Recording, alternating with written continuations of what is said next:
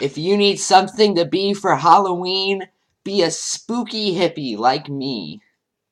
I don't know why I picked an American bandana. Anyway, so this is a poll from Mike.com. Poll: a majority of Democrats want the party to move left and oppose its leadership.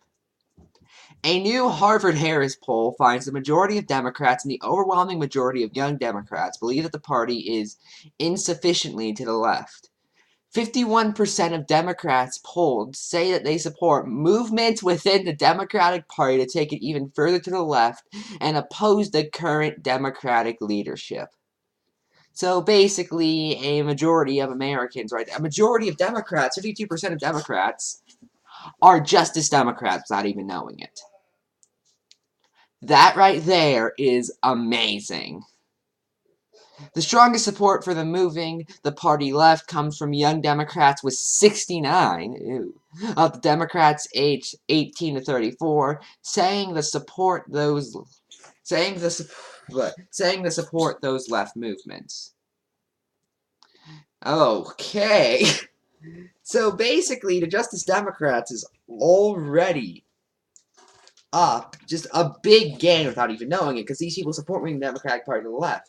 People who are already Democrats, and keep in mind Democrats are already a pretty big majority in the country, like it or dislike it. There is a reason why Hillary Clinton did get more votes, even though that didn't make her win. We can argue if it should have or not, but that's just a fact. And people always look at the counties like, oh, look at these county breakdowns. Yeah, and those blue counties are where all the people live. Whoops. So if you get Democrats to move further to the left, then what's going to happen?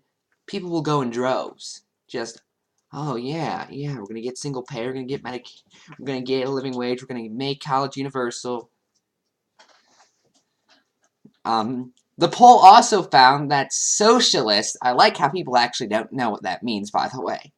Like, if you genuinely think Bernie Sanders is like a Marxist or something, you've never read a Marx book, or you've never actually met a real Marxist. Socialist Senator Bernie Sanders, independent Vermont, continues his streak as the country's most popular major politician. With the highest favorables of any candidate among all respondents, as well as among key subsets, including African Americans, Hispanic people, and young people. Those right there are the three main blocks the Democratic Party thrives on.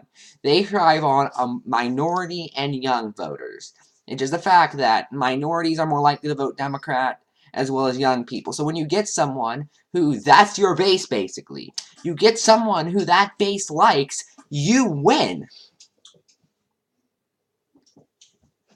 You know, if the Democratic Party just let that Sanders wing take over, they'd be in power for 200 years. It would just be majority constantly. Majority House, majority Senate, majority presidency, obviously majority president, majority Supreme Court for the first time in decades. That would be amazing. I don't think they haven't had it for so long. I think it's been about 45 years since they last had it. There are people who were born when Reagan was president that have never seen a Democratic majority Supreme Court. This is my personal favorite. Meanwhile, nearly two-thirds of respondents felt that the current investigation into President Donald Trump's ties with Russia are hurting the country more than helping. Only 51% of Democrats felt the investigation was helping, with the other 49% arguing it was hurting. Okay.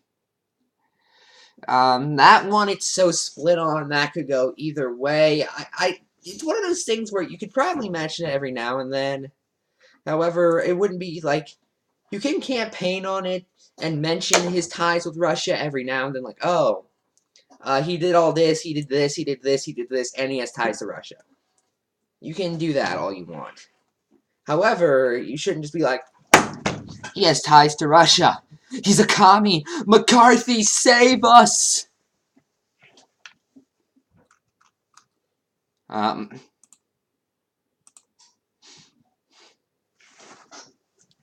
Those results, taken together, appear to bolster the left's board critique of the Democratic Party, which accuses the party of focusing too much on feuding with Trump and not enough on building a coherent vision for the left. What have I been saying since Donald Trump got inaugurated? If we want to win in 2018 and in 2020, we need to do that. This poll proves I was right the entire time. This poll proves I was right. This poll proves that Shank was right. This poll proves Kyle was right. This poll proves that Jimmy Dore was right. Oh, regressives, you know, we're a bunch of regressives. I don't know why I make my critics sound like Mitch McConnell. Why, we're a bunch of regressives. Ooh. Regressives? Wait, that's Tim Kaine. Hey, I'm Tim Kaine. That's nowhere near what Tim Kaine actually sounds like. The poll comes out at a time when the National Democratic Party is plagued by infighting over its direction and future. A recent staff shakeup of the Democratic National Committee have left many in the Bernie wing of the party feeling as though the party's leadership is determined to excise them from positions of power. Because they are. We've covered the stories of them doing that. They're rigging it against us. Trump, for his part, remains significantly unfavorable, tied with his former presidential rival Hillary Clinton for the highest favorability rating in the country. But Trump's favorability rating is actually higher than Clinton's, as well as several other high-profile petitions, including Paul Ryan, you know, the guy who is basically peddling Trump care, Mitch McConnell, the Senate Majority Leader, who no one likes, and Nancy Pelosi. Ooh. So what does this prove? The Bernie wing will win. That's what's going to happen. This is an objective fact. And why are we going to win? Because the people agree with us. That's how you win politics. You have ideas people agree with. That's it. I'm Ephrom, and good night.